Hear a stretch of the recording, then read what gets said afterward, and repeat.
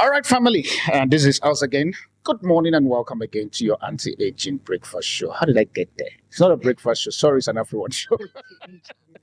I say that all the time as in, I think it's, you all know the reason why I keep using the word anti-aging breakfast show, but it's the AfriOne show. And today I'm having a beautiful friend of mine. We're just talking about how long it has been for us to be together. Last time that she was on my set, because I don't want to say the place she was at that time, it was very long. But now she's here. A lot has happened. Life comes, challenges comes. We managed to overpower those challenges, and here we are today. I'm very happy because I've seen a lot of progress around my friend, and so because of that, I decided to find a way to touch base with her. And we'll be talking about her book. This is in my hand, and so she will tell us more about the book. The title of the book is called The Heart of a Homemaker. I must say it's actually a very interesting book because I was reading it, and I did some scribbling and mark some stuff. You can see on the paper where I am trying to, if you see, this is me ruling. So that's a clear indication that I don't want to show you. You have a lot of answers to do. But this is, I don't know if I can say that the latest book at the moment. And so please, if you want to find this book, she'll tell us where to get this very particular book. But before we get into the show this morning, good morning and welcome to the AfriOne Show. Good morning and thank you for having me. Yeah. Such a pleasure. Yeah, and I hope it wasn't too difficult for you to find this place. No, well, a bit. You see, because I get that all the time. They tell me that, Darlington, I think we need passport to come to your place. And I'm like, whatever. It's like traveling to almost a different province, but it's okay. Guys, I just stay on the west side of, what's it called? On the west side of Johannesburg. I think let's leave it there. And that's why we are broadcasting this morning. But talk to me. How have you been and how has life been over how many years ago? You women don't forget, so you can remember. Yeah, including COVID years. Yeah, exactly. So, it's been ages, but it's been okay. A lot of growth. I mean, like I said to you, a lot of adulting. When you say a lot of adulting, what does that mean for the kids watching? Yeah, it just means maybe you shouldn't just, kind of rush growing up because it's a trap. I think who was saying that to me that adulting is a scam? Someone was saying that to me of business named Darlington, this adult business is a scam. Yeah. They just come you quickly. You think that when you get there, it's easier. Yeah, no, look, we try to do it with a bit of compassion, some grace. But it's not easy, and I think that's why it's important for you to do it with some purpose. Okay. A sense of purpose, a sense of clarity, a sense of, resilience, and very clear about who you are and what you're about. True. At least that makes things easy. Okay. Because it can be very chaotic, destructive. Even in its essence of empowerment, it can still be destructive. So you still need to have an exclusive view of what your purpose is, even within the so-called programs.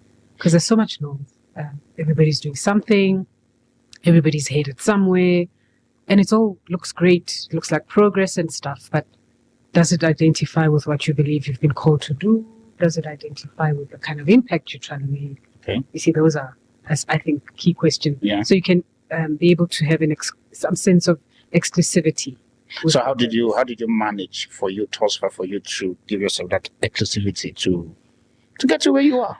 Yeah, I had to be honest with myself because you need to be honest with yourself and answer the difficult questions.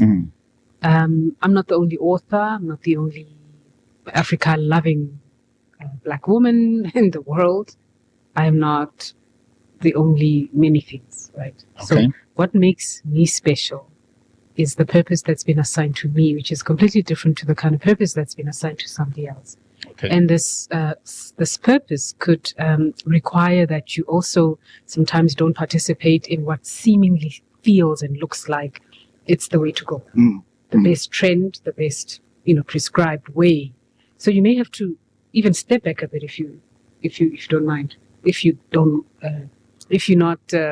bold enough, if I can put it that way. Okay. You just step back a bit and accept the fact that you may not be part of some things, even the things you feel you should be part of, but you have to accept that you may not be part of them, not forever, maybe just for interim. And sometimes just let the noise. How do you get to understand that season of your life where you need to step back? Because there's a lot of noise. Yeah, there's a lot of noise. I must tell you that with me, it came with a slight sense of depression. Just a bit. Is this like Very funny way. A sense of sadness to some extent, where I had just turned 40, right? I'm 40, first, literally, and it's the most amazing thing ever. I've been so excited about turning 40, and I turned 40, and I was like, this is amazing. I've been waiting for this. I don't know why, but it's been like the biggest thing ever for me. And that was a turning point, because I turned 40, and I quickly just looked at where I was and what I wanted to do and what I had hoped to achieve by the time. Typical story of wanting to be there when you're here. Typical recipe of sadness and just depression, because you're here, but you want to be there. And I had to be honest with that conversation. Okay. I mean, you can tell my book right now. I launched my first book after turning 40, similar to Toni Morrison, one of my favorite authors, African-American authors. And almost like I had planned it, but she has always been that sense of inspiration to me. Her books, she started becoming a published author in her 40s, And I think a lot of people had always felt like, Jabu, why are you not writing books? When are you going to write books? Give us something. You need to. We are ready to feed from your wisdom and knowledge. And I'm talking decades. It's been since my 20s. Yeah. But I knew I wasn't ready to write a book. I knew I wasn't ready to release something. I had to wait. So you think that this is the best time for you to release this? I couldn't even sleep. Even if I didn't want to release it, it was beyond me. It's something that had to happen. Had to happen, yeah. I turned 40 and the vision of this book was so clear. I've had visions of books before, but for other people. I'm the midwife that makes other people's dreams come true. Yeah. I help you towards telling your story and stuff like that. It's a job. But with me, it was more like, I'm not interested. The ideas of stories I have is not for me to write. Until this was as clear as crystal. This is the story that needs to be told, and it needs to be told this way. This is the book that will be written. This will be my first book. Talking about the fact that here she's the author of this very particular first book, like she's just made us understand. Let me just give a brief of what I have here. Then obviously we'll get into the book properly. And like you've seen, I've written a lot of stuff that I want to ask questions. May I ask? I don't assume. I ask that when the author is sitting here, what's my business? All right, the title of the book is called Heart of a Homemaker. Learning from Gogo Bosom. I hope I pronounced it properly. Yeah. Here she says, Heart of a Homemaker is a heartfelt tribute to the foundational essence of matriarchy, which is, for me, that was very interesting. Every time we talk about patriarchy and stuff, this is me just feel like being controversial. Even the Bible kind of, it's like patriarchy focused. Don't come after me, leave me alone. It's a timeless cornerstones of African society. They said through a collections of essays, and the author writes as a keen observer of human values that manifest in diverse social settings, offering readers a reflective journey through the found musings of life. What inspired you to write this book? And first, before we get into the... Yep. I mean, the inspiration was very clear, very simple. My grandmother. I made her the center of my story. Yeah. She influenced the reason why the book should be written. And she obviously is the center. I have positioned the story where she takes the center, but I'm not talking about my grandmother. Yeah. And this is why a lot of men have said to me, why out of all these years waiting for you to produce work, you just took us to your write about your grandmother. And I'm like, this is the problem with African people. You've got to read the book. True. We all know how we play along with headlines and stuff like that. Read the book. I didn't write about my grandmother. I have made reference to her. But what I have written about are human values, African values of leadership, of ethics, of Ubuntu, of community development, of self-development. There's so many aspects. I have just pinned all these to lessons I got to learn, or really got to aspire to and be grown from based on what she was teaching me. Okay. Like how you would tell a typical story, you need a figure and other figures and other characters. And she obviously is the essence of what grew, because she raised me. Right? Grandma, granddad. For me, I'm like, okay, I think when I was reading the book, I saw a place where you were talking about your grandfather in terms of, I think if I remember very well, there's a subtopic called Parliament. Yes. So finally, I know. Subtopic called Parliament, and that's where I'm like, okay, finally. Grandpa is mentioned here, otherwise I felt like, okay, where are we in the scheme of things?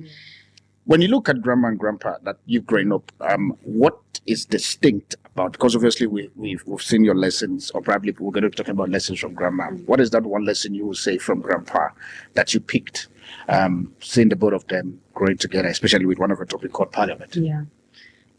My chapter called Parliament in the book is one of my favorites, by the way. I know. That's what I could see your passion in your heart there. I'm like, okay, this lady is political. Yeah, I mean, that was the bedrock of my training as a leader. Okay. Because, and that was my first interaction of manpower, of seeing patriarchy, healthy patriarchy, that was at play, that was very inclusive, that was very firm in grooming other people, Okay. but very soft at the same time of involving and including my grandmother. I mean, I always say, I of course, being Zulu, I had a father, and my grandfather was such a strong character. You know, when you put two of them together, you would think a Zulu man was more dramatic. My dad was dramatic as a Zulu man, but then I had my grandfather who was a very solid, but very quiet, but strong character. And I think I had learned a lot from both of them. Okay. But because I was raised initially by my grandparents, Okay. I have a lot of resonance with my grandfather. And this is the man who shaped my thinking with Pan-Africanism, just as an African. Things that really I was just raised around. There are things I will not debate today because they're part of how I've been raised and part of my DNA. It's not a question of a debate. I think for me, that's why some conversations, when you look at some of the rhetoric across our socioeconomic spaces, you just wonder who raised you. Some things you cannot debate. I'm just saying. I understand people's views, but it's quite important. Background has a lot to do with Okay. view of the world. This is why this book is important. It helps with that background, you know? Guys, you know, from the way she just sounded, before she meets you on the road and you talk to her, she asks you who raised you silently, because you may not say In a good way. in a good way. And also, if there's one thing I can tell you point blank about Jabulile is the fact that her face is very expressive. And so by the time you talk, sometimes she goes like this, okay, just know that, Baba, chances are you're missing it. One of the things also that I noticed is the place of your lineage overview. And I like this very particularly because I took my time to like, man, you are a real African. Yep. No, the thing, guys, I don't want to show you, but you need to go and see it. Sit here. I think if I'm not mistaken, it's trying to look for the page number now. I think it's page. This Roman number sometimes can get me confused. Should be 13. 13? Page 13, I think. No, that's 12. This is 13. Yeah. This Roman number, I can't blame me. I'm not a Romanian, I'm an African, so you leave me alone. Now, why is this lineage overview for you very important, and how does this literally help someone currently listening to you? It's actually very important, Darlington. I think that's why I even started with it in the book, because I feel that if you don't have a sense of orientation and really clarity in terms of where you come from, whether it's good or bad, if you don't have the guts to confront where you come from and accept where you come from in its dynamics, with all its dynamics, it's going to be very difficult for you to, first of all, just exist today as a person in your fullness, just today. And it's going to be also very difficult for you to move forward with a sense of clarity and boldness. Who am I? What have I been called to do? And how do I relate with other people as an African? Okay. I mean, I always say I'm an African hybrid because I'm no, she is literally from this. The mixture is very interesting. I'm like, okay. I didn't know that. Not until when I was reading, I'm like, okay. Well, now I need to bring you quickly. Yeah, so I call it my own Christmas tree, right? That's the Christmas I celebrate. Okay. I come from that beautiful, solid diversity of Malawian lineage, Zulu lineage, Swati, Setswana, and now Congolese, because I chose to follow love. So literally, I'm an African hybrid. I literally belong to 5 to 6 tribes that love me, that know me, that I identify with. I'm learning languages outside of my space. I'm learning Swahili. I'm learning to speak the colonial language of French because I have to, because my in-laws speak that language. Because I've always believed that you've got to always look beyond where you come from. Okay. But it has always influenced, and I must tell you, it has really always influenced how I see life and how I navigate life. How is it important for an average person listening to you now for them to go to, for lack of a better word, lineage overview in terms of shaping their life moving forward from where they are now? I think it will help them, first of all, it will help them debate much stronger, because sometimes you may see that you're fighting things that you are. And I've always said that some of this xenophobic rhetoric probably does come from people not actually knowing where they come from. So I always say sometimes you could be fighting. You're fighting your own ancestors. You're not even aware. So just try to take time, dig deeper, and don't take from the surface. Go deeper and really search your lineage, search where you come from, search who went where, ran away from here to where, and where they settled. Because I always believe that, look, after all, there's only one race, and that's the human race. And a sense of Ubuntu should always be the focal point that encompasses them. But I do feel that even people with the most least, I would say, sense of richness of lineages and diversity, it still helps to understand if you are Tswana, if you are Sotho, from where, because we also find this issue and problem of tribalism as well. It just helps you understand Africa and how we should treat and relate to each other as African people, which for me should really be at this point the most basic way of interaction, which is based on love, commonality, and a sense of respect from one person to the other, before any other sense of class or class of tribalism. There's something that I want to read here, and I need you to help me expatiate. Here it says, I think, I don't want to call the page so that you can go and buy the book. Me, I'm just doing my own review. So you people go and buy your book. She will tell us where you can find her in terms of getting this very particular book. My job is just to ask my question. When you get the book, you can send her. Now, you said something here on page 27. So go and buy the book so that you can know which page. You can see that it's still her book before you think I'm opening on that book. These days you have to clear things. You said, unfortunately, we are currently living in the times that undermine the one-priced communal approach to life. For me, that one, I'm like, okay, the one-priced communal approach to life, which is what? Now, you explain that part. Now, he says, contemporary generations downplay the beauty and power of community, bodily embracing individualistic value and unchecked indoctrinate sense of self. Yeah. Now, why? Those are heavy statements. I'm like, no, if you notice, I wrote a read so that she knows that. Woman explained, let's start from the first place, the part of one price communal approach of life. What does that mean? Yeah. I think and I think this comes with a sense of modernism to some extent, where there is a route that is curated, and I'm careful when I say curated because it's curated. And that alone is. You can be careful with your book we're reading. Because now she wants to play politics on her own book. Yeah. So, I mean, it's curated, and that for me already is a problem because it's when you curate something, it's based on somebody else's preference or understanding, no matter how excellent. But it's okay. We all curate things. We curate stories for ourselves. We curate our own, futures and so forth. So I feel like, number one, that's a problem in a sense that it's okay to curate it, but you put such a heavy price on it and expect everybody to fit into that route unchecked. And you, in that route, then uphold the gospel that I feel goes unchecked of individualism, which is a huge problem in my thinking. And I really need to be specific. People mustn't come for me for this. It's what I think, right? I'm entitled to what I think. South Africa give you the right. I think. Yes. I mean, especially with our constitution, the greatest thing is I can say what I think. But I do feel that individualism is it's an enemy of community, because once we uphold a sense of individualism, we grow as people individually, and this is awesome. And this is, however, detrimental to, I think, the African way of doing things, which is building and progressing families, how we can relate with each other as families and start building forward our kingdoms, our wealth, working together, raising children together in a community. This is where you can even have children speaking to adults the best way whichever way they want, because it's all about me, I need to be okay. I don't care about how you feel. I need to be fine.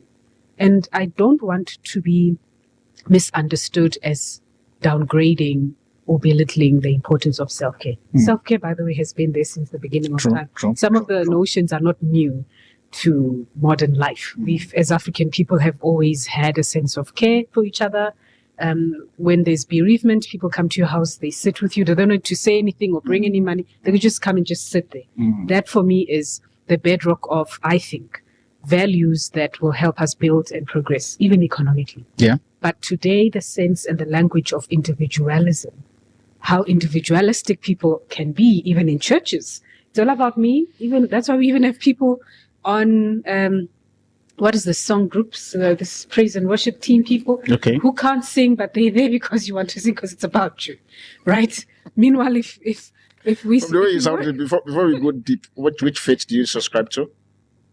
I'm Seventh-day Adventist. Seventh-day Adventist. Yes. Okay, so which means you're Christian. Yes, I'm Christian. Yeah. So that in case when we begin to go Bible, somebody goes in, then you don't look at me like, okay, what's wrong with this black man from the West? Because that's true. That's a new name they gave me, black man from the West. I'm like, okay, I don't understand which West. So sometimes I have to ask them, narrow it down where. They say West of Africa. So they put off Africa before you think I'm being bought and stuff. By the way, what is there's no wahala? No wahala means there's no problem. No problem. That's my favorite phrase, by the way. Love it. But in the concept of individualism, as you're talking about here, we can still find a way of how to wrap it around the society mindset, because whether we like it or not, we need an individual to come up with a vision that can be collective and stuff. How do you balance that very particular place between the individualism that seems to be wrong and individualism that can be collective in the society? Where do you draw the line? I think this is why we need to be humble and get to a level where we accept that there are people who've been called to be leaders or who are gifted to be leaders. Okay. But be humble enough to have people around them who accept that. You should allow them the space to lead because they've been called to show us the vision or help us collectively galvanize each other towards the vision. But I'll tell you that that's his individual's idea. So you just said individualism is a problem, but now this is individual bringing a vision. How do we then balance it? But that's what I'm saying. Once we become humble, I always use humility as a model, right? Because there's an issue with people who are not humble enough to accept what has been bestowed in other people. Okay. So it comes, and this is again where individualism just thrives, because nobody wants to accept that. But I can believe I'm also gifted that, right? But do these values all combine and move and help us progress as a collective towards a particular goal? If so, who is best suited to help us galvanize each other towards that? Because we always know the best person in the room, but we always have a problem as Black people and as African people. We never want to accept people who are rightful for the job. That's why we've got incompetence. Which color are you? That's why we have incompetence, because people feel she's competent. She can actually get it done, but we're not going to put her up to do it. We'd rather get an incompetent person to do it that we can control, who is spineless. This is why we sometimes just moving backwards, because we don't want to put progress and competence first. And this, for me, comes from humility. Are you humble enough to know that I am very awesome, but in this part, I'm not capacitated? He can do it better. Let him do it. And then I become a catalyst that activates what he should do so everybody else can gain. You have to be humble to get to that level. With that being said, we'll go right back after this very particular break, because now this is just a clear indication that is about to get heated on the part 2 with my friend Jabulile, who is the author of this very particular beautiful book known as Heart of a Homemaker. I feel like throwing a question before we go. Are you a homemaker or a home destroyer? We'll go right back just now. All right, family, welcome back again to the second segment this moment. And before we went on break, we were talking about the whole issue of individualism, which it gives us a good context, which I love. Sometimes we have to get to the point of being humble. But before we, there's a question I threw. I think I'll need to pick the question from there. Are you a homemaker or a homebreaker? Definitely a homemaker. What makes you think you're a homemaker? Homemakers are builders, by the way. And I mean, I always find and this is why I think a lot of people have been so confused about the book. Just because it says homemaker, it means it's written for women. And I think this, again, the book itself is a challenge that I am posing to society. Why is it that you automatically have to think, because a headline says home, you associated with a woman only? I talk about leadership skills over there. I talk about some skills of money and how pocket money for school was distributed to us from my grandmother's bedroom, which at the time was Parliament, but my grandfather was heading that. So, I mean, I'm just saying some of our stereotypes sometimes are also problematic. We've got to always learn to look beyond what it seems. Homemaker does not mean it's a woman. Homemakers is an individual who contributes to the stability, the joy, peace, and progress of home. Home is a community. So we are all builders of community, at least in African context. Everybody should be part and parcel of building that community. The community comes from homes. Is it women only who build homes? No. men too. Yes. So everybody's a home. How do we draw the line? Because as I was saying, there's a question I'm trying to arrange in my head, because I know that the men may come for me, and it's okay. You guys now fine. How do we draw the line in building a home where each people get to recognize their own capacity and their own strength, to understand that just because you are the man or you are the woman does not mean that that very particular genre or department fits you? Yeah. Where do we get that very particular balance? I mean, there's so many examples for that. I, in the book, briefly also talk about the relationship I grew up watching between my grandmother and my grandfather. Yeah. How my grandmother would position certain decisions as if they come from my grandfather, when actually they come from her. But she would use him as the face, because she knows that's when you will listen, when she says it's your grandfather, right? Because a father figure is that important and that crucial in the family setting. And also the same thing that I have observed even with my grandparents, which was even more of a stricter home, because it was directly and purely just Zulu-led, Zulu culture-led. You know, the man is the head of the home, as also is her Christian custom, which I have absolutely nothing, no issues with, by the way. I'm a married woman, and I subscribe to the same thing. Okay. But I do love how the book deliberately positions matriarchy not as a sense of power as a dynamic, but as a sense of influence, which is the reality of the matter, and also a sense of contribution, to say that even the men in our lives, even the men who came before us, where did they get their support system from? From the women, from the homemakers, the medical doctors and the CEOs we have today, and the pastors and all these wonderful people who are professionals, who are leading in society and business, come from homes where homemakers were the strength and the influence. Some people were even raised by only women. They've never seen a sight of a father and have no clue what the influence or direction of a father figure is in their lives. And they're leading business people. So I always say that this is why I believe that it's important as African people to understand the role that women play in the building of society. The building of society does not reduce a woman to a person who should only cook. A woman who should only cook. It's crucial to also understand women have been, when the Bible even talks about how I will make you a helper suitable for you. Yeah. Right? This for me is a support system, a direct support system that moves alongside you as you build, as you move. The greatness that you become is because there's this constant, solid, helper on your side. That probably is the base of that greatness that you're becoming. And I've never understood the confusion with those power dynamics. I grew up in a house where these power dynamics to me were very clear. My grandfather, by the way, loved his pap in a particular way, and the man would insist on cooking it himself. Now, if you grew up and you walk in and my grandfather is cooking pap for himself in his kitchen, you'd probably have a long thesis to write. Exactly, like, okay, he's been brainwashed, he's been captured, he's been this. But no matter whether it's Father's Day or Grandfather's Day, the man would refuse. He will tell you, you guys don't make it the way it's done in my country. I've taught you guys, you can't get it right. You can cook anything else, the meat, salads, whatever.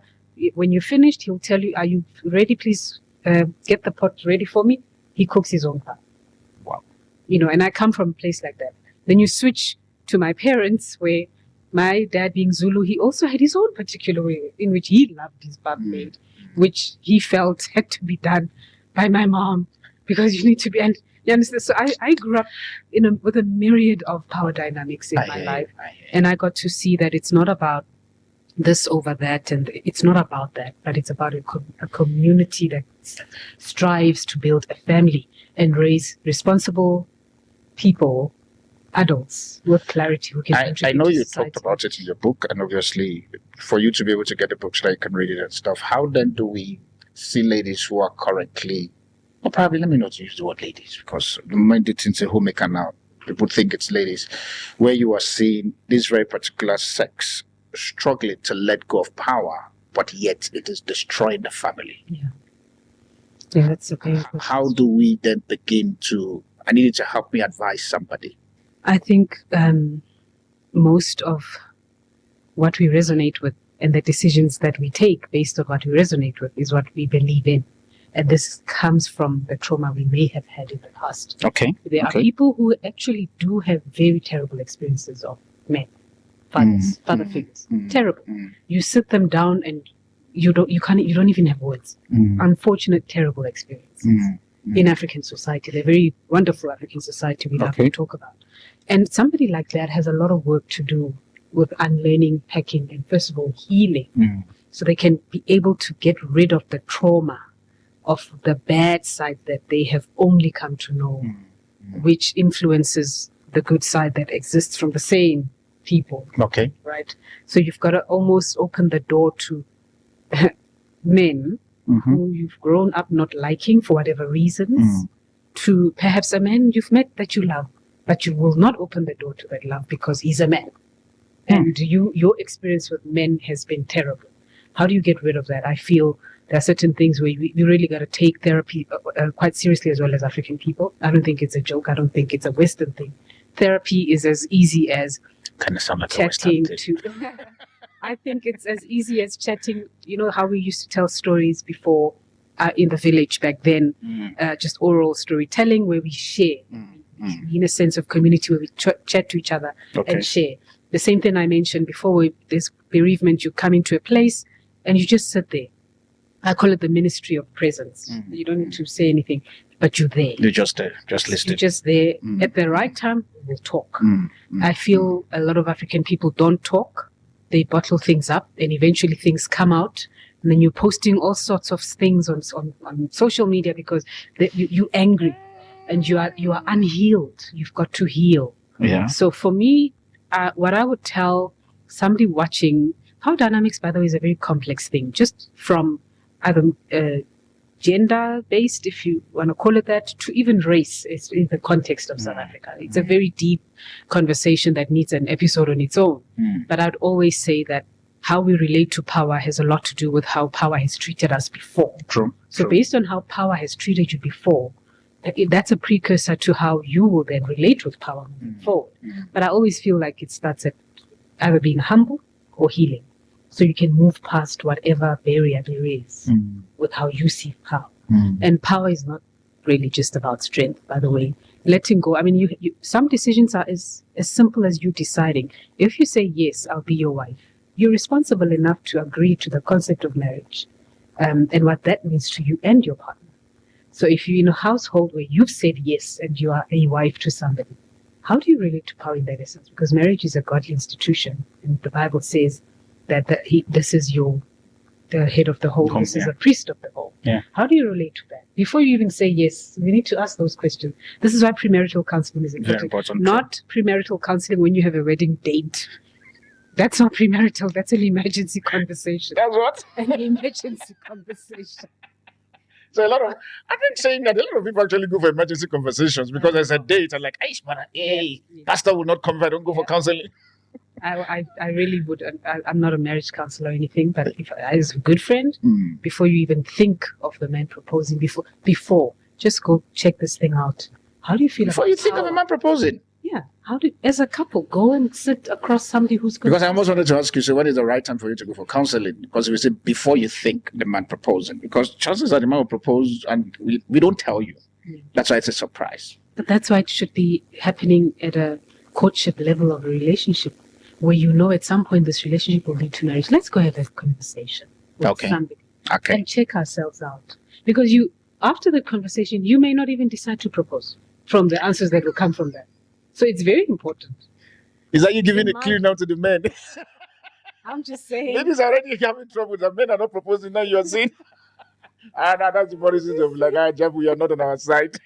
You should take them. This actually, one up. Actually, on everybody's side because it helps you out as well. Because you're like, is that what he answered to? Yeah. So that's what he thinks. He thinks I should just be in the kitchen cooking. Okay, so we don't have to even carry on. We don't have to go any further. I'm just saying it's important to always understand where you're going and why. When you do get there, there are certain things. Are you okay with those things? All right. I think still on the book. I'm still having a book. I like this very particular one. I think I pick topics that are very passionate, what's got personal to me. And when you get the book, like I said, see, please guys hear me. This book is not It's just the fact that it's written by a female. But I bet you this Homemaker here, it talks about society, it talks about government, it talks about how to control yourself, it talks about visions. I think for me, there's a particular place there, I'm like, okay. I think it was when I got to chapter 3, and I'm like, okay, now it begin to make sense. But you should have turned this thing instead of Homemaker. You would have turned the title something, but I guess you have a reason why you put the Homemaker part, just to confuse us. But men, please, I beg you, can get this book. And if you get the book, get 2, one for you, one for your wife, or one for your significant others, because I have to use that. I'm in South Africa. There is a law that governs here. Before my license is taken away from me, your significant others, and so that the both of you can sit down. Your rule lines, if there's one thing I like, I think there's a particular page where you put reflections, where you can then write your stuff. I have my own reflections. I will show you. It's okay, it's my book. Yeah, that's lovely. It's my reflections. I'm not going to show you that part, but I'll ask you questions. Then I'll go back and, okay, she said here, adjust this side and all of this very particular thing. On I think I'll use the word chapter 3. I think page 44, you talk about the whole issue of strongholds. The first time I see the name strongholds, I'm like, yo, coming from Christian, that word is very demonic. Like every stronghold in your family that have decided not to let you go. I'm like, then I quickly read. I'm like, okay. Then I come back. I'm like, okay. Stronghold, you talk about a pillar of courage. What do you want the people to get from this very particular place? Because for me, let me read what I wrote here. What I marked. Raised with an unwavering faith in God by Gogo, I learned to believe that regardless of life challenges, we must constantly look to the guiding star, in brackets, Jesus. I'm like, Father, thank you. I'm being honest, trusting and believing in Him. Doctrinally and in our family lifestyles, the perspective have always provided me with the courage and strength to persevere. The place of courage.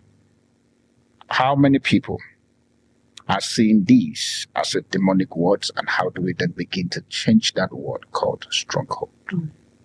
Yeah, I think that's why I deliberately used it, because I'm also trying to challenge how we have freely given the devil room over some of the beautiful things we own and should have owned. A word which, because of things, Christianity has a different connotation to it, but I say it's a challenge. A stronghold can be a beautiful thing. A stronghold can be actually the very base of the DNA or the bedrock of a good thing, a good value. Either a system or even an aura that is good and healthy. Okay. Depending on where it emanates from. So I think we've always allowed ourselves to only focus on the negative aspect of it, because I suppose the commercialization as well of the industry itself, when we move along, we pray over certain things and somehow it's coined this word. But is that word originally evil? I don't think so. True. It's just a word. It's just a word. It's what emanates from that word that is reflected or manifesting in your life, perhaps in a spiritual way, that has to be taken out or decoded back to self, which is almost like a restore back to restore back to setting. So I'm talking about the original setting of the word, which is a healthy, good word that means strength, that means courage. It's a pillar of a good thing. It's a virtue. Of course, the devil takes this virtue and puts a hold on your life with all the terrible things and hideous things that have to be prayed for non-stop, and have crusades over this word, because he's taken this word and used it to tie your entire life. Crusade. Right? So I'm saying sometimes we've got to also be bold enough to take back from the devil what doesn't belong to him. How does your faith transfer, which is part of this place here, the pillar of courage that you talk, how does your faith in your day-to-day activities have affected your life moving forward? Yeah. Welcome to the AfriOne Show. I mean, faith every day, it's also tough, eh? It's also very tough. Faith every day is not easy. I mean, I wish I can tell a wonderful story about faith every day. I pray in the morning and ask for strength, and I need to do that, because if I don't, I literally have anxiety from what could go wrong, because I feel like I'm not covered, right? And that alone is just the burden of faith. I know I have faith because I'm a Christian, I'm God's child, of course, but I've got to wake up every morning to claim it and make sure that I hear myself taking it back So when I leave the Do you house, think that I'm that aware is that I not have- from a standpoint of you being afraid? That's why you're upholding that very particular pillar. I think it's a standpoint of being aware, not afraid. Being Okay. aware, I think for me, is also a sense of wisdom, Mhm. or a level of wisdom to some extent, where I am aware that it's also not Christmas. It's also not just a bed of roses. Life is really not about Okay. your uncle's farm. Mhm. Life is life. There's evil things. True. So a sense of alertness to what life is, but not necessarily the definite element to this is what it is, and of course this is what it is. There's nothing else you can do. Hence, even the word itself, where we've got to be aware that you've got to claim back certain things that life took in an evil and bad way back to its real settings. Mhm. Like how you wake up to restore back your faith and your strength and know that I'm covering myself with this particular aura to function through the day, right? Because I'm aware of what's out there. So for me, difficult as it is, it still doesn't stop me from arming myself. As your journey as a homemaker, and please, homemaker here at this very particular moment, it's not just home, the house you stay. We're talking about Yeah. talking about a whole ecosystem, because I have to bring it now as I don't know if you guys call me a talk show host or a journalist or a pastor, whichever one comes to your mind, you are right. But now, as a homemaker, and I need you to, if you have one, where is the point in your life where your faith has been questioned and you literally sat back and you're like, hey, this one, let me say like Nigeria, I don't know what to do. Remember, my flag is at the back there, so you pardon me. So where is the place in your life, Tosfa, where your faith has been questioned and literally, how did you manage to navigate from that space? It's a lot. Okay, give us one. The core one where it was questioned, not the one it was really questioned. Yes, I mean, yeah. You know, I think for me, the death of my father was a defining, I don't know if defining or redefining, but Okay. definitely the life-altering in many, many ways. And it's never been the same ever since. And this is why they say the loss of somebody you love, your entire body still works, except I'm just missing one hand. I hear you. I can still use the one hand, and I'm here, I'm alive every day, I'm moving on, but I am still missing one hand. And that was what my father's death did to me. And I think for me that, yeah, in a good or a bad way, it depends how you tackle it eventually, you know, after sulking and being aware of that. But also, I don't even know. I mean, I'm not sure how fine-wide and who's watching.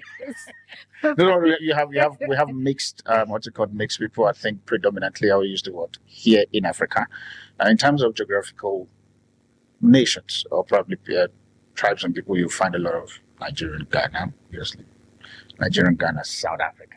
Yeah, because it's done here. yeah. And so I'll use the one more of West African people watched. And outside of this continent, you have the likes of the United States and the UK. So it's a pretty global, I mean, audience. Yeah. But I mean, I wouldn't say specifically now here, but there's things in my life that even now are currently happening. that is the question. Yeah. That I definitely are testing my faith to this day, to this very moment. So how are you navigating it? Because for me, yes, we go through that, but in terms of navigating, there's somebody currently now that is struggling to say, okay, I'm going through this. And here you talk about the whole issue of the pillar of courage, and which one of the things there you talked about the whole place of your faith, the place in Christ and all of that. So how are you mixing that in your day-to-day going as a homemaker? Because like I said, the homemaker for me, this is what I believe. You go out this morning, chances are you were going to the office and something happened and cool, but you have to throw your faith into it. So maybe you're trying to navigate, and you know when you're driving and all of a sudden and somebody just, you feel like bringing out the middle finger, then you remember I'm a Christian. Yeah. So how then do you put in those faith? Because somebody's watching you now, listening and says, Jabu, I hear you. But I'm struggling to put this very particular thing called faith. Yeah. It's a very important question. I think, some of the fasting that we maybe don't do often as Christians is fasting from what we take in as well. Because what we take in terms Explain, no. I just took and rice. No, I mean, I don't mean like physical. So I mean fasting when we really just take time, that separate, exclusive time with God to fast and pray and engage Him. Okay. And starve ourselves of food. I don't think it's the only aspect to, engaging God or trying to limit the influence of the world or whatever is not of God. I think there is another dimension and another element of influence which permeates, I think, through what we listen to, even what we eat and drink. It's as basic as that. The basic, I hear. Right. I hear. So I do feel that part of the thoughts we may have on some of the struggles we may have, which are day-to-day struggles, sometimes really overpower us because we are already weak even in the mind because of what we take in. Okay. The influence and just what we take in, what we subscribe to, what we are alert to. So by the time even challenges come, you're such a weak Christian. You don't even have a text in your mind to remind yourself that Jesus is Lord. You don't. I mean, it's like a dog barks and you're already running and it has not even come close to you. And this is why the Bible is so keen in helping us remember, arm yourself with the full armor of God.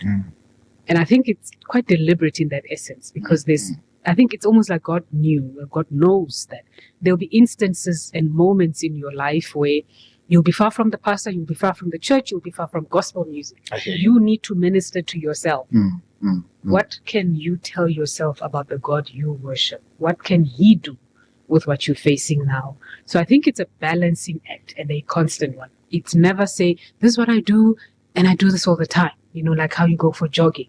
It's a constant balancing act. And I always say, as long as you're doing it, because the idea is for it to be a lifestyle, not to be a test that some get A's in, some get 0 in. But it's a lifestyle test. If you can continue to strive for that lifestyle, where you face something and your mind even knows that, listen, I have no idea what to make of this, but I know whose I am. Identity in Christ is very important because your first point of contact and remembrance when stuff happens is to remember who you are. People are so quick to say, it's because I don't have a father. It's because I'm an orphan. That's why. It's because I'm the only person in this country. My family's very quick to get all these little nuggets we hide on the side. But we never can ever remind ourselves that I'm a child of God. I'll pause my friend on this very particular place, and the question I'm going to throw to her before we get to this final segment is the role of matriarchy in our society. Is it still upheld or it has been thrown? It's a question that she needs to answer when we get back after the short break. Please don't go anywhere. If you have any question you want to ask, you can use the email on the screen, or probably you want to get her book. Please use that same email. I will try as much as possible to forward all your information to her. And on the final segment, she'll be telling us how to get the book. And then also, in case if you want anything that it's available within her space, she'll be able to let us know. We'll be right back just now. But we're talking about, before we went to break, we're talking about the role of matriarchy in the society. How do you think, is that still upheld or it has been thrown away? I think it has been upheld. It has been upheld. Because everybody has a grandmother's story, even the men. In fact, when I was writing my book, I realized how many men love their they love their grandmothers, alive or not alive. Grandmothers, honestly, are the gem of life. But I do feel that because of a lot of philosophy that are coming up and emerging in modern society, people tend to think women have little to contribute. Okay. When actually it's the opposite. Right? Women have been an integral part of society from the beginning. Okay.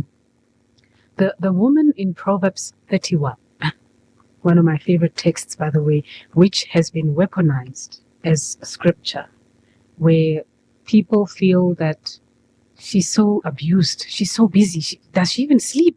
They have turned Proverbs 31 into a weapon, which should not be, that they use against women in total. Okay. When it's I feel like I understand. beautiful... I promise I've not been exposed to the weaponized version of Proverbs 31. Can you help me in 1 minute before you continue? Weaponized.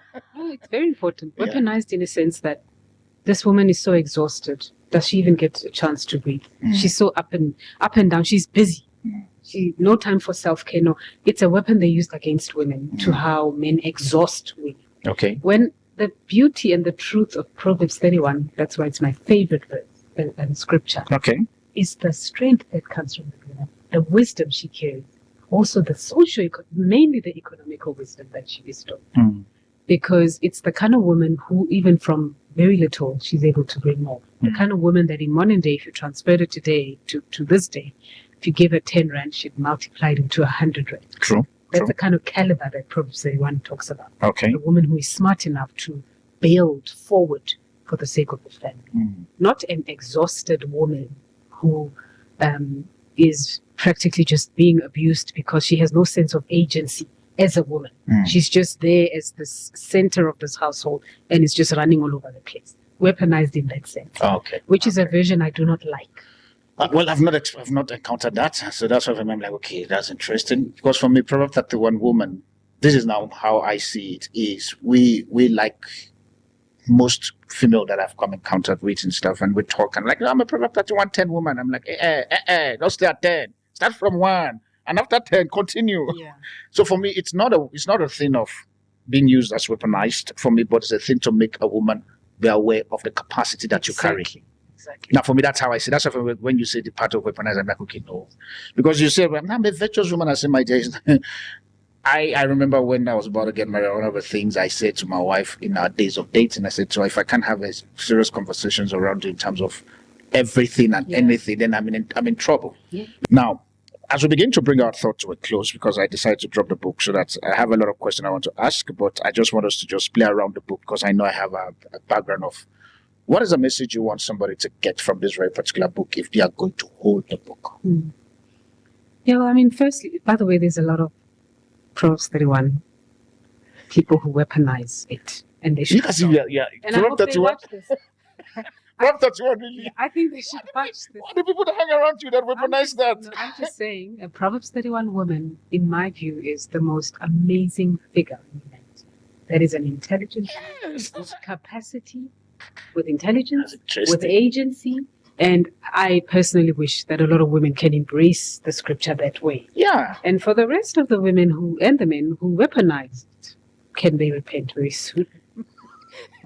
You see the part I was telling you about. Now the women should just take the neck and away, just know that, okay, I'm about to say something that is going to cause me a problem, but just thank God that my neck is working. Yeah. So back to my question in terms of what can they take? Or before I even do what can they take, what's your favorite passage of this very particular book?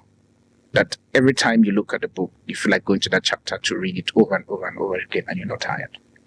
I think it's a book. It's a chapter on social justice. I think it's not so. I mean, it talks about elements of social justice. I think. Well, is it leadership?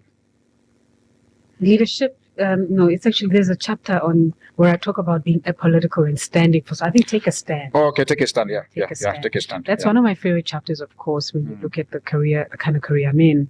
But also the lessons that are coming out of that chapter are very generic and all-encompassing in life, in a sense that they urge you to stand for something as a person. Okay. It's important to stand for something, especially as a Christian. What do you stand for? We know the famous saying, if you don't stand for anything, you practically follow everything else. It's very, very true.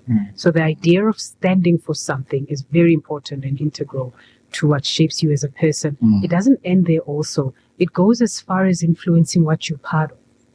And when you're part of that, what is it that you're contributing? Because the results of what we're seeing from politics to churches to community and even our homes is people who are part of these structures and the influence they give. So if you're not clear about what you stand for, then your influence remains questionable. So I always feel that the more clearer you are about your convictions and your politics, and I even talk in this book about my grandmother's politics, which were pretty simple. Her politics were simple. She wanted discipline, respect, love. Those were her politics. What are your politics? And how far do those politics influence the kind of human being you are today and what you eventually contribute to as a person, as a Christian, as an African, to your continent? Because that for me is where it all begins. When you look at us as general people you've encountered, for example, you've traveled. Have you been to Nigeria? Not yet. I really want to go soon. I'm going soon, actually. Soon. Because I wanted to like, guys, can you come and kidnap this lady from SA? And I mean, guys, I'm talking about both men and women, not Boko Haram. because we need to put some disclaimer on this very particular talk we talked about.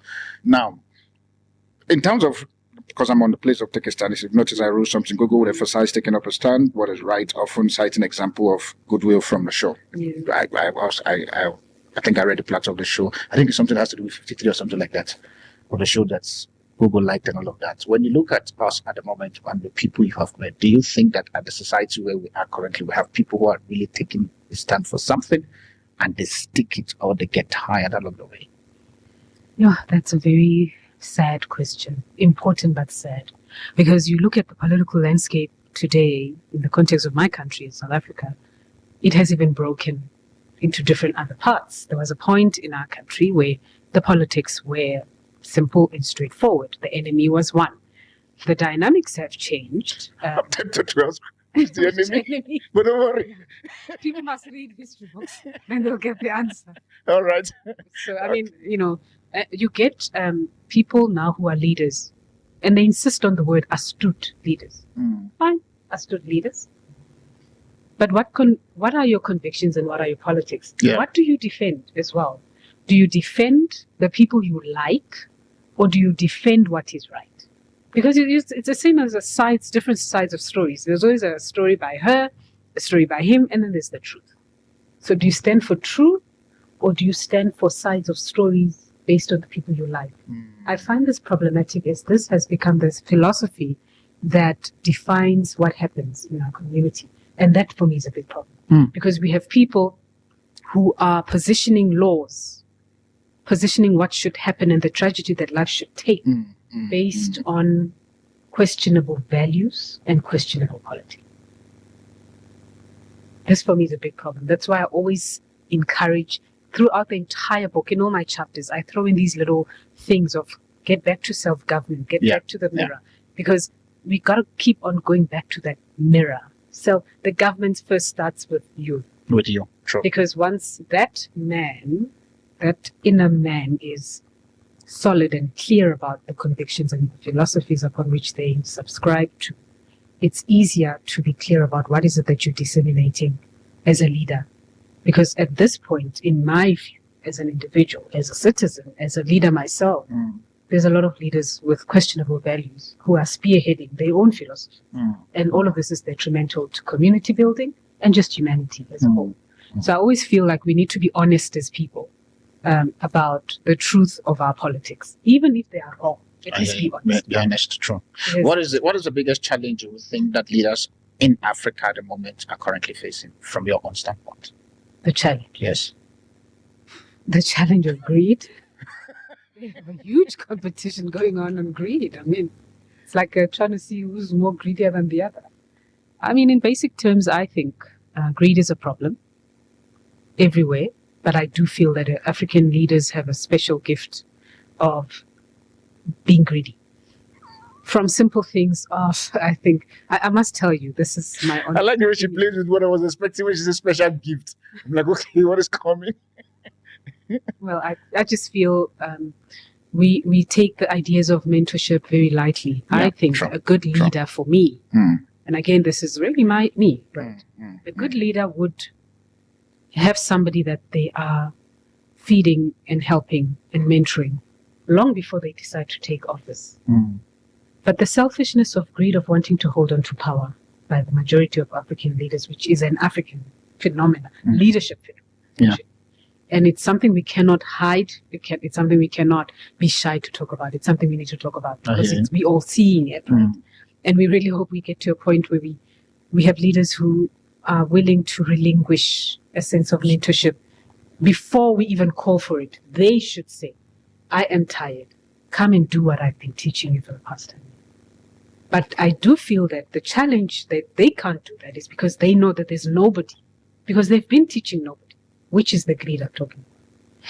Is it that they've been teaching nobody, or the so-called body is not available for them to teach? You find them. God sends us out there into the vineyard. He says, I know it in Zulu where they say is it vineyard? It's plenty, but the laborers are few. Okay. There's actually a song in the church about Okay. So the harvest is plenty, but the laborers are few. Yeah. And knock and mentor me. As a leader, you're part of a leadership trait, by the way, is your ability to pick a leader, to envision a replica of you that can even do better. And usually good leaders pick this up by monitoring and observing people around them and be like, I want to be this young person's friend. Let them move around with me. I need them to learn. So if as a leader you can't even see from others without them asking, the ability and the opportunity to teach, you shouldn't even be a leader in the first place in life. Because you just seeing yourself. But you will get a narrative that says that the younger generations or the so-called nest from this very particular leader, they are too intellectual to the point that they can accommodate or comprehend what the real reality of leadership or probably what is happening in the country is. So how do you then define or help that very particular narrative? You have to find ways of matching the dynamism of different generations to the current needs. Okay. I think leaders of today are definitely not the kind of caliber of leaders we had back then. I hear you. We had problematic leaders back then. We also had great leaders back then. But the essence of leadership is certainly different to the ones that are leading today.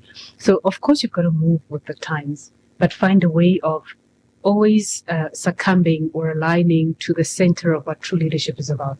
So, of course, a 25-year-old will definitely lead much more differently than a 75-year-old. 100%. Because they'll definitely come and introduce Facebook posts and Instagram, this and that, and Reels, which to another leader who's slightly older may think it's a waste of time. It does not make any sense. You've got to focus on the philosophy that you've got to make sure, it's spread across the entire nation to build patriotism. But if you merge the two, you actually introduce a completely different model of leadership. We need that collaboration. I think I'm excited because, not because I support the political party, it's called Patriotic Alliance, where I saw that I think his name is called Gator McKenzie also. He's deploying some young people. 2 young 20 years old stuff. And I'm like, okay, that's interesting. That's good. Yeah, I'm like, not because the Patriotic Alliance come, not let's clear this one now.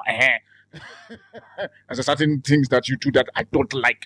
I don't have any time to meet you. So, but it's just that the young ones you bring there, so let's just clear that part out.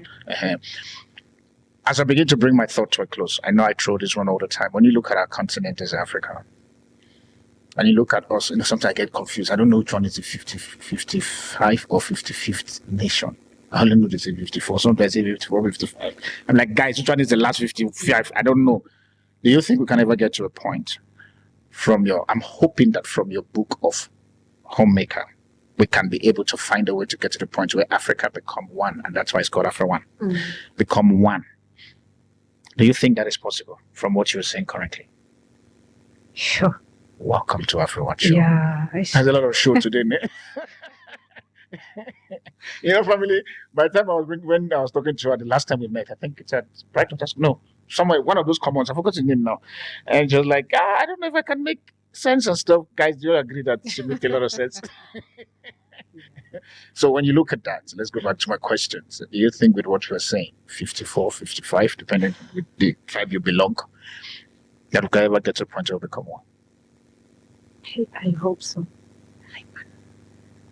Yeah, because then what is the and then if you use the word I hope so, because I know that you were traveled. I've seen some of your posts and stages that you have been through. I'm expecting you to give me a good thing that will help my faith. But no, your guys, in terms of the pillars you just written, she has crushed my faith. Yeah, no. My courage has been reduced now.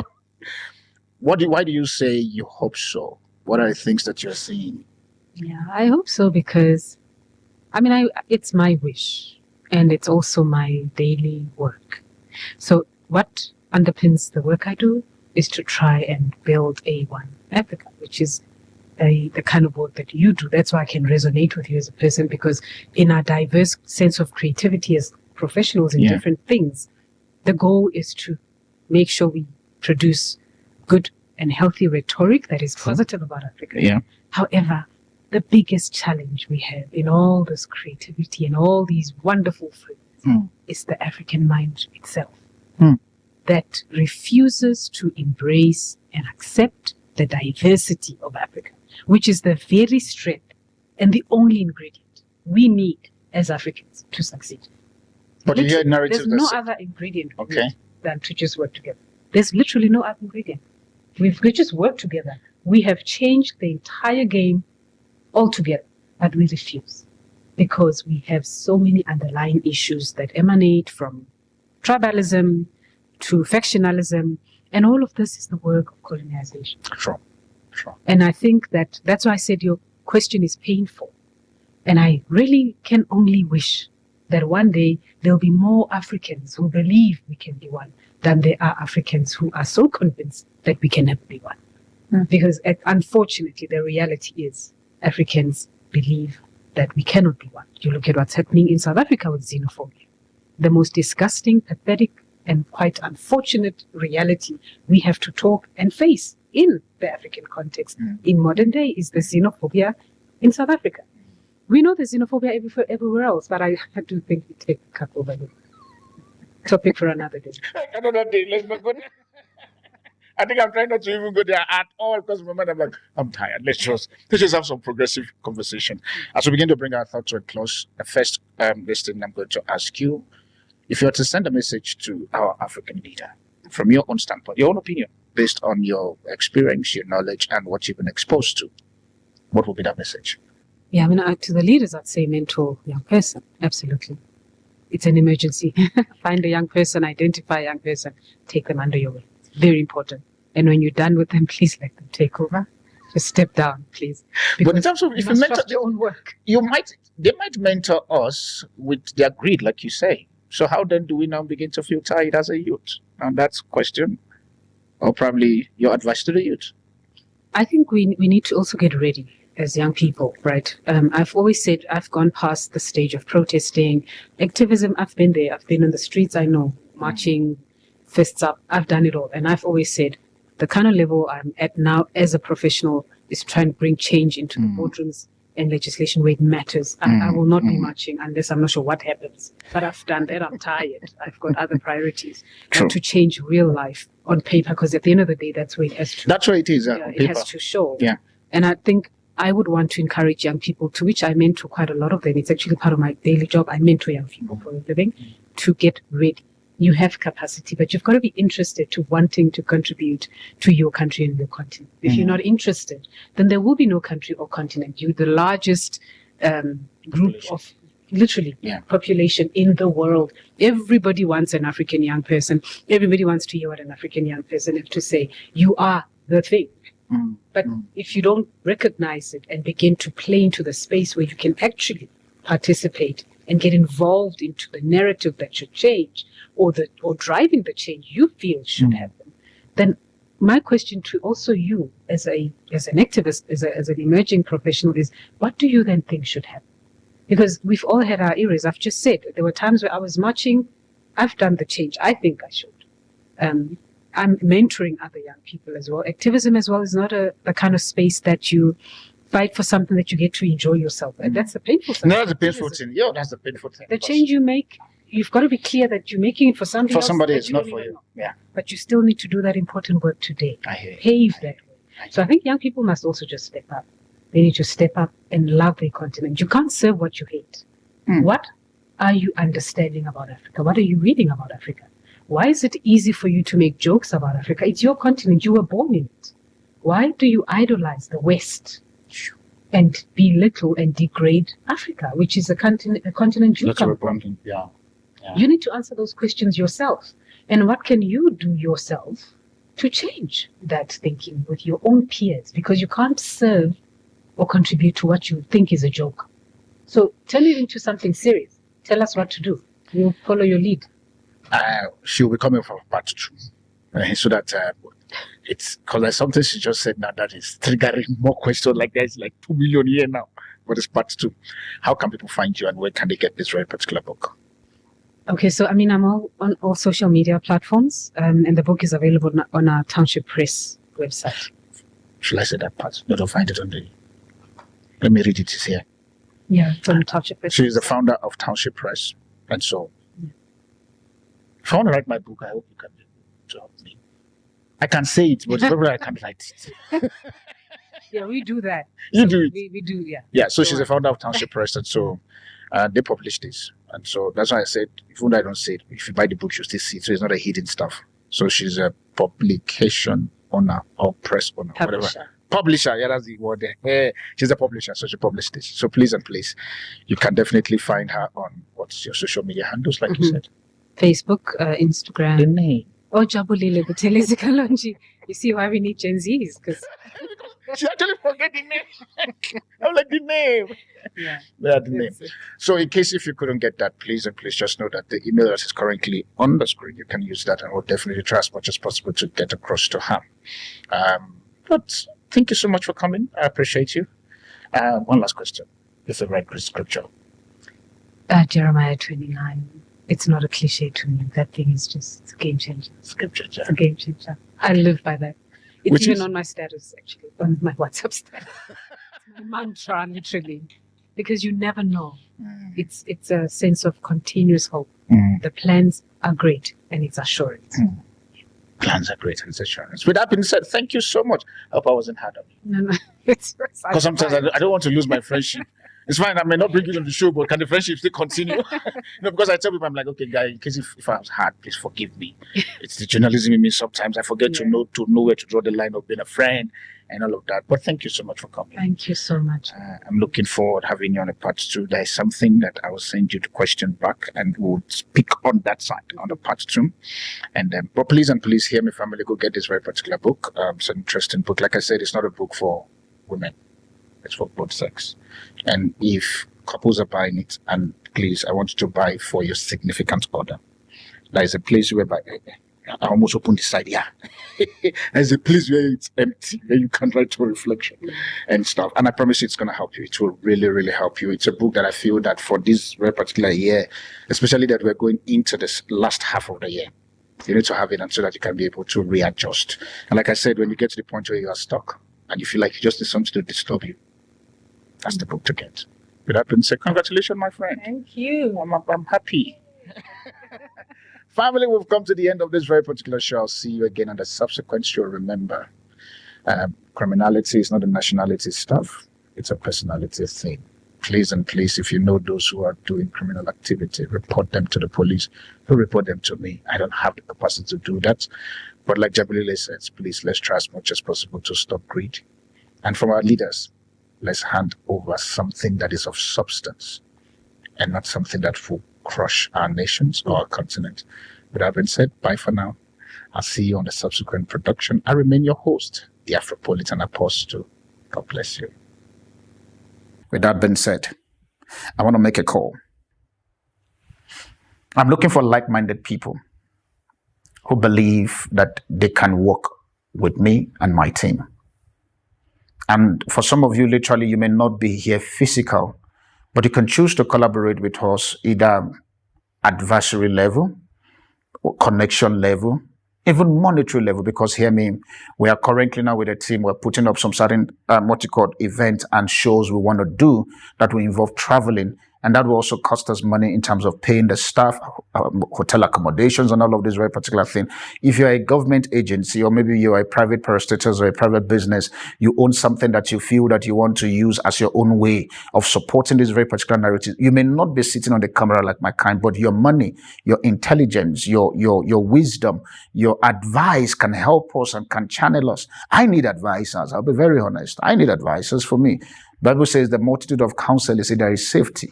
So I need a lot of counsel to be able to guide me. I'm calling that I need partnership. I need you to join me to collaborate and to build this very particular AfriOne. You may be a graphic designer, a videography, whatever that you are doing. Come, let's work together. Let's work together. With this being said, I so much appreciate you for taking out the time to listen to me today or to watch me.